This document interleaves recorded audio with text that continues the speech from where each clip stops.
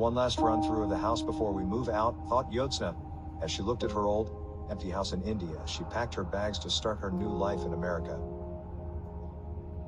The small brown couch, the dusty wooden doors, the light blue kitchen table and the little toys of her daughter, all laying out as she looks at each piece, thinking of the fondest memories she had within each piece of her home. Jayasna, you can't look this sad, or else Janki will know something's up, explained her husband. Jayasna and her family lug the heavy suitcases and load up a taxi as they get ready to go to the airport. Ready, ma'am? Asked the driver, even though she knew she would never fully be ready to let this part of her life go. Jayasna replied in a soft-spoken voice saying, "Yes, take us to the Ahmedabad airport, sir." Jayasna wipes one tear on her light pink chiffon Indian dress, as she knew they were approaching the airport soon. Once she got there, she stepped out of the car and walked into the airport for the very first time, as her husband Nutwirl unloads the luggage.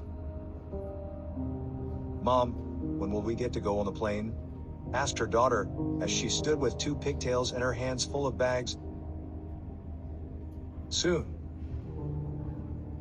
Now you need to be patient and stay close to me," shouted Jayasna. She hadn't realized that her sadness had quickly turned into anger and fear, and she somehow took that out on her daughter.